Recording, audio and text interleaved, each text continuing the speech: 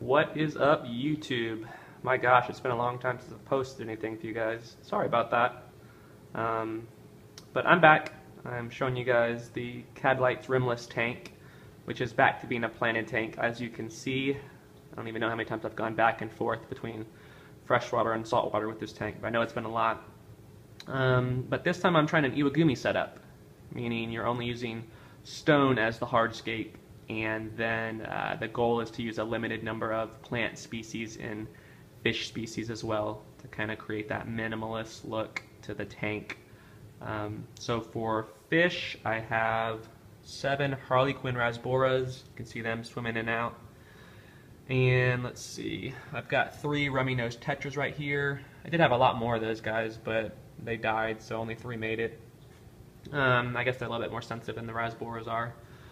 And then I have 2 auto cats. You can see one on the glass right there for algae control. So I'll add more fish in here eventually, but that's all that are in there right now. For the plant species, there's only 2 species of plant. In the background and side right here, I have storage and repens, which is no doubt my favorite plant to put in aquariums. I use it in most of my escapes when I set them up. It's just a really easy plant to grow in my opinion, and it looks really good. So that's in the background, as you can see, and then in the foreground right here, I'm attempting to grow a crypt parva carpet.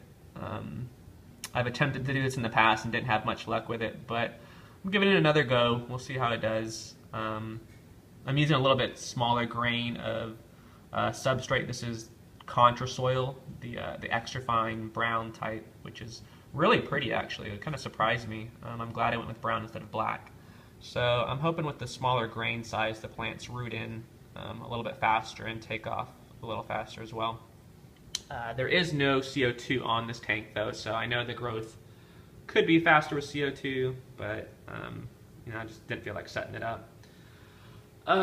For lighting, I'm using a Ecozotic E-Series LED. So far, so good. I've had a lot of success growing plants with LEDs, so I have no doubt that this will be fine. For circulation, I'm using my MP10, which has been on most of my saltwater tanks. So for the freshwater, I have it actually turned down really low, and then I'm using the pre-filter on here as well, more so to keep any fish from getting sucked into the propellers. And then in the back, you can't see it, but that's the intake and outtake of my canister filter, which is down here. I don't even know if you can see that or not. So it's one of the good things about having an all-in-one tank is, you've got the overflow right here, which provides the surface skimming and keeps the water really clean on top, and then it hides all the equipment. So far so good. This tank is growing on me pretty fast. So I'll try my best to keep, frequent updates on this tank to show you guys how it's growing in. But that's about all there is for today. So if you want to, go ahead and comment below, and I'll catch y'all later. Take care.